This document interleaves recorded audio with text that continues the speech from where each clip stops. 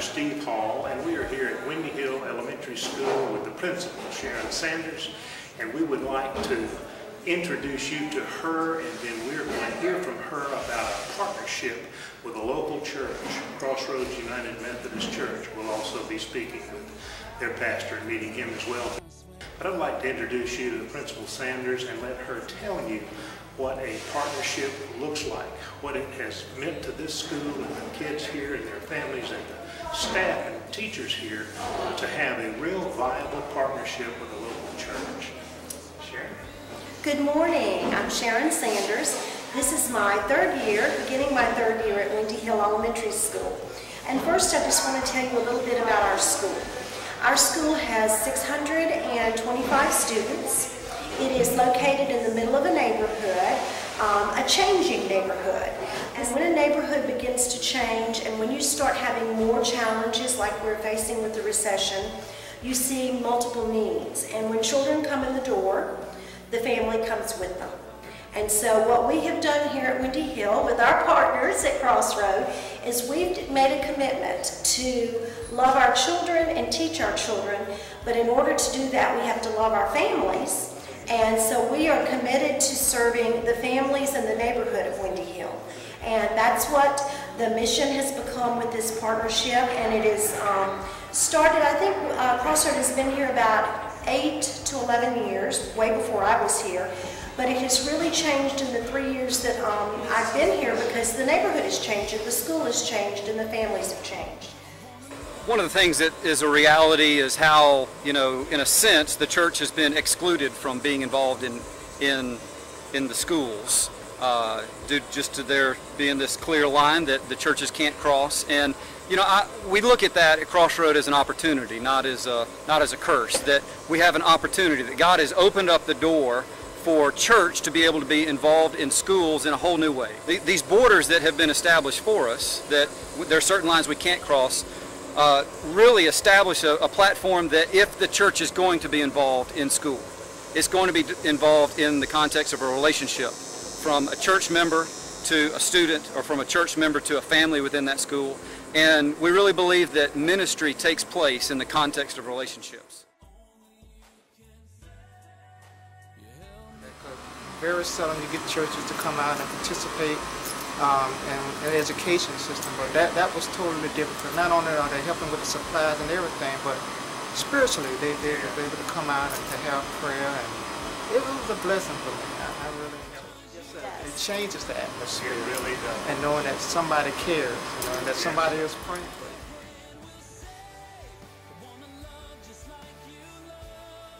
We are in the computer lab now, and this is a lab that was furnished for the school by the church. So CrossRoad came in, a small group from their church, and they repainted the room.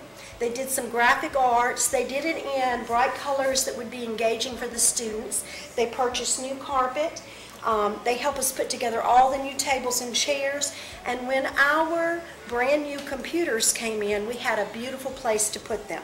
The lab is one of the favorite places for the students on campus. So it's a great project. It was a great start. It really, really is, and the kids have been blessed, the students and teachers have been blessed, and the church has been blessed. Absolutely, for absolutely. causing this partnership to do well and look good. This is the Windy Hill Food Pantry. And I would venture to guess that there are not many schools that have a food pantry for their families.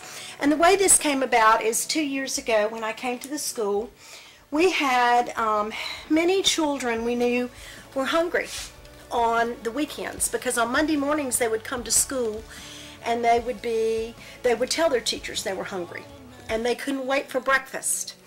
And we had more and more families that we knew were losing their jobs. We had families that were struggling with health crisis or other problems due to the housing market and other things like that. And so we mentioned to CrossRoad that we had children and families that were really struggling and that were hungry. And so they started and did a little mini food drive. And before we knew it, we had a food pantry. And every 2 weeks, we send food, groceries home to 35 to 40 families in the school. And it gives them a week or so an assortment of things to kind of help tide them over and get them going.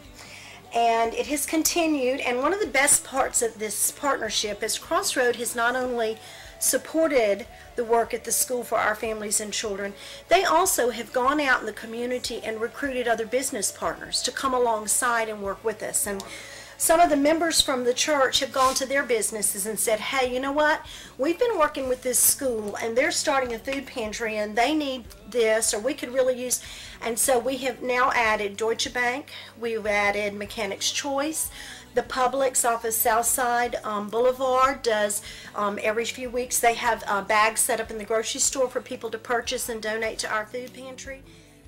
The church also did a marathon relay and raised some money, and they gave us about $4,000 to start a student concerns account here, internal account at our school. But then at lunchtime, every child gets a hot meal, whether they have their lunch money or not, because we have a student concerns account that affords us the opportunity to make sure that they have hot meals. And sometimes our children don't get hot meals at home, or they don't have enough at home, and so those meals are really critical for them. It is CrossRoad, but it is also many other businesses now that have come alongside through their example. They've set this example and the standard and the expectations. Others are touched and want to join the work and want to provide for our family. So we're very blessed in that way. Ms. Dido's works with small groups of children who speak no English or are acquiring English at different levels. During the day, she does a lot of small group work with them. But one of the biggest things she does is she sits in all those meetings and talks to all those parents.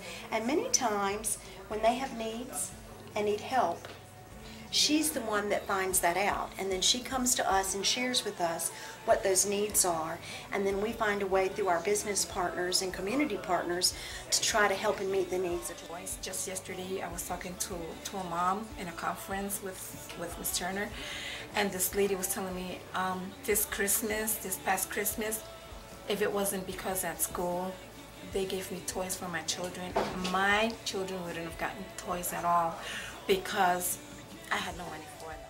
And CrossRoad actually came, and 120 families received gifts for their children. And what they did is they didn't just bring wrapped gifts like Toys for Tots. They came into the cafeteria and they set up a Santa store, and the cafeteria was filled with toys. And then the parents were invited to come in and choose the toys that they wanted for their children, and then they wrapped them for them, and when they left they had the gifts to put under the tree. But the parents were able to be a part of it. It wasn't us doing for them, it was providing them resources so they could do for their children. And it makes a difference, doesn't it? Wonderful. It does. It does. It does.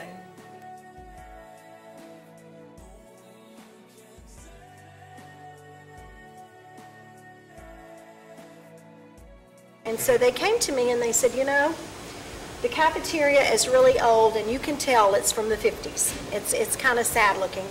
We'd like to take your road theme and do something that will spruce it up and make it more appealing and interesting for students.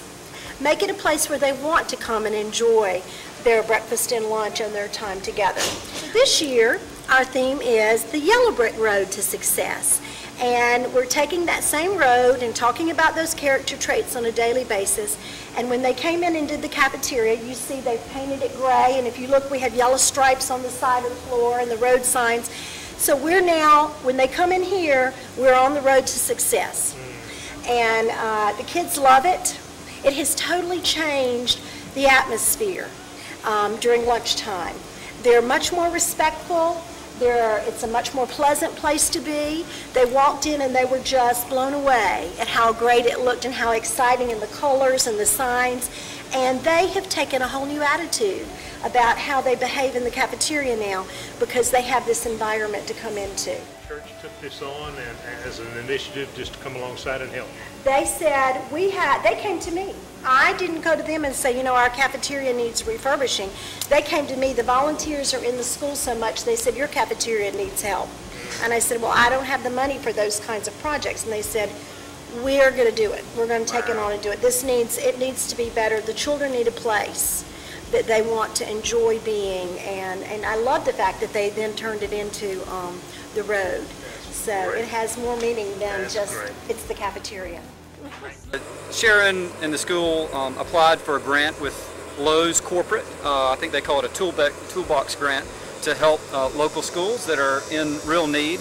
And from that, we connected with the local store at Regency Square here in town and talked to them about being involved corporately as a local business involved in this specific school.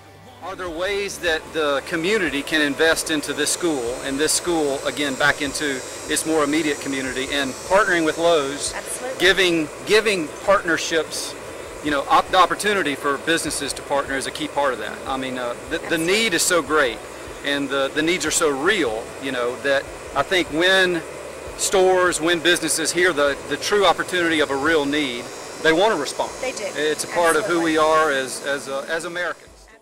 This is Pastor G. Sprague of CrossRoad United Methodist Church, a friend for 15 or 20 years or so, a dear friend, wonderfully involved in the city, and as you've heard already from Windy Hill, how the church has come along to be a viable partner out of love that began in the pastor's hearts. In the late 90s, 99, early 2000, we had just closed on the property on which we would later build, and we were going to be on Gate Parkway, and I knew this area fairly well. But I had, one day I decided to just drive through the property, got in my four-wheel drive and came all the way back to the edge of it and realized it backed up into a community. And I went back out on Southside Boulevard and then came down and found my way into the Windy Hill community. Realized there was a school here. I recognized the name of the school. I think I had known teachers that had taught here from my life as an associate pastor at another church. I saw the school and I thought, somehow we're going to need to form a connection. I didn't know much about the school. I could tell it had been here for many years. It looked like it was kind of forgotten in some ways. You actually thought maybe it had been closed. At one point I looked at it and thought, is this school open? And pretty soon I saw cars moving about and I thought, no, it's still here. We made some contact. I just kind of shared the vision with my wife, Sandy, and our women's leader, who also works for our children's ministry, Carolyn. And they began to take that vision and made some initial contact with the principal. And we've just kind of entered into a partnership of saying, what can we do? How can we help you? A lot of it's just been started out with hospitality. We were invited, you know, what could we do? Could you provide some hands to help us with the landscaping? So we began to come over the week or so before school started and just brought some rakes and some weed eaters and started finding mulch and just trying to improve the grounds here.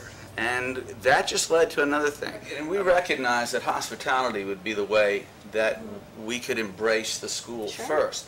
I think sometimes people look at this partnership and have questioned our motives.